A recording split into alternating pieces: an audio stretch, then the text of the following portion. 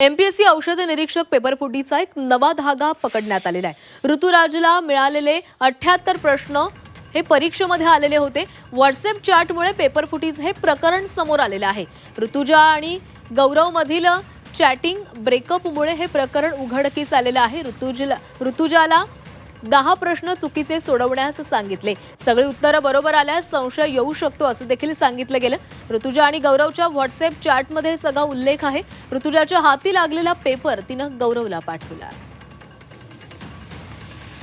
या व्हॉट्सअप चॅटमध्ये नेमकं काय समोर आलेलं आहे पाहूया। हा प्रश्नपत्रिका संच दिला आहे, त्यामधून कोणत्याही प्रश्न येतील असं ऋतुजानं गौरवला सांगितलं। हे प्रश्न सोडून जे काही प्रश्न असतील त्यातून कोणतेही 10 प्रश्न चुकीचे सोडवायचे आहेत मला। तर ती सगळी माहिती गौरवला देत होती। त्याने हे प्रश्न दिले होते, त्यामधून 78 प्रश्न आले होते, ते मी कन्फर्म सोडवलेले आहेत। ते प्रश्न सोडून दुसरे आणखी प्रश्न मी सोडवले, असे एकूण 91 प्रश्न मी सोडवलेले आहेत। 77-78 प्रश्न कन्फर्म सोडवले मी। आता याला 2 ने डिवाइड करून घे। प्रश्नपत्रिका भेटल्या असतील तर तपासून घे किती बरोबर येतं ते, असं गौरव तिला म्हणाला।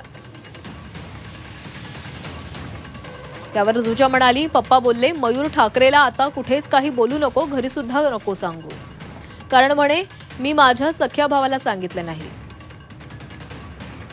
माझ्याकडे पैसे नाही म्हणाले, जे जमवले ते तिच्या लग्नासाठी जमवले होते, पण या कामाचं काही खरं नाही, कधी काही होऊ शकतं, कधी स्टे लागून जाईल किंवा अजून कट ऑफ हाय जाईल किंवा इंटरव्ह्यू नाही निघाले तर काहीही कुठे बोलू नको म्हणे। आणि मलाही सांगून दिलं यावर विश्वास ठेवू नको, तुझा जॉब चालू आहे त्यावर लक्ष ठेव,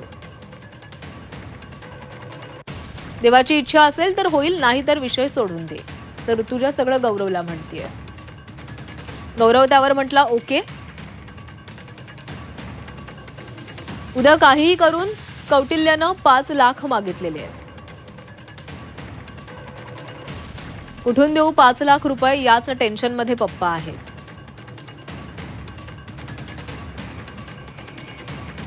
तर हे सगळे संभाषण आता पोलिसांच्या हाती लागलेलं आहे।